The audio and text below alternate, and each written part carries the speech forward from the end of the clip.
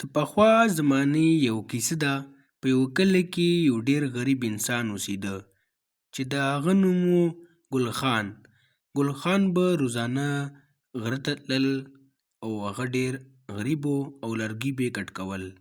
هغه به یې خرڅول او په دې به ګل خان ګزاره کوله. خو ګل خان به د لرګو کټ کولو سره سره به مځکه هم کنسته.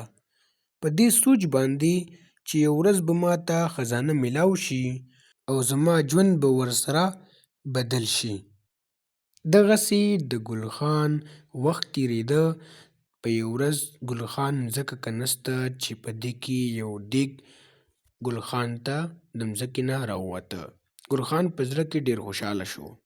نو ګل خان وویل چې اوس ما ته خپله خزانه میلاو شوه، اوس به زما ژوند بدل شي. او چې کله ګل خان دیګ کې لاس دننه کو نو دیګ دننه نه خالي و. نو ګل خان خفه شو او په غوسه کې دیګ سایډ ته وغورځول او دوباره یې مځکه کنستل شروع کړه. خو د ډېر محنت نه پس هم ګل خان ته څه په لاس ورنه راغلل. نو د غوسه نه یې خپل تبرګی راواخیستل او دیګ طرف ته یې ګوزار کړه او ستړی ستومانه لاړل او د یو ونې لاندې کېناستل.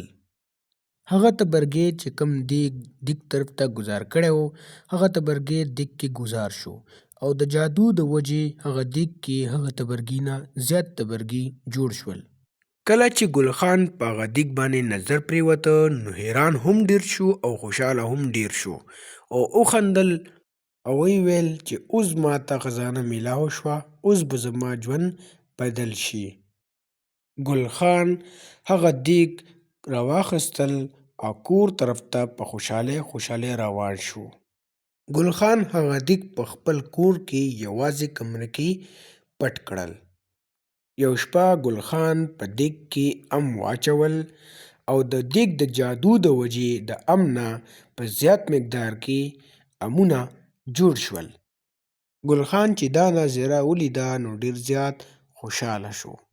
بیا به یې روزانه یوه د سرو زرو روپۍ په دیګ کې اچوله او د دیګ د جادو د وجې به زیات پیسې جوړې شوې. هغه د سرو زرو روپۍ به ګل خان په بازار کې خرڅولې او په مزه ډېر زیات مالداره شو. خو ګل خان یو ډېر ښه انسان و. هغه به د غریبانو ډېر زیات مدد کولو. څه وخت پس د ګل خان د دیګ اواز د ملک باچا ته ورسېده. باچا ډېر لالچي و او خپلو خادمانو ته یې وویل چې ګل خان ما ته سر د دیګه راولئ.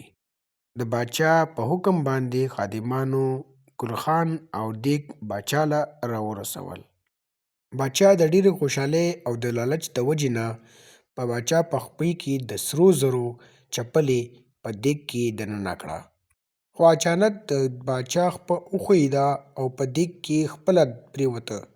لږ ساعت پس د دیګ د جادو د وجې د هغه باچا نه زیات مقدار کې باچاهان جوړ شول او هغه ټول د دیګ حاصلولو په لالچ د وجې نه یو بل سره په جګړه شول. هغه ټول په هغو جګړو کې یو بل ووژل.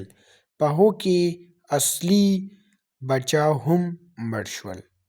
او ګل خان خپل دیګ په خاموشۍ سره راواخیستل او خپل کور ته روان شول. دغسې ګل خان ته خپل دیګ واپس میلاو شو او باچا د خپل لالچ د وجې مړ شول. نو زما خوږو بچو، په دې کیسه کې موږ ته ډېر غټ سبق دی چې لالچ ډېر بد شی دی. که د ستاسو نه زیات الله تعالی بل چاته یو دولت ورکړی وي یا بل څه نعمت ورکړی وي، د هغه سره حسد مه کوئ. د هغه دپاره هم دعا کوئ او خپل موجوده نعمتونو باندې شکر وباسئ.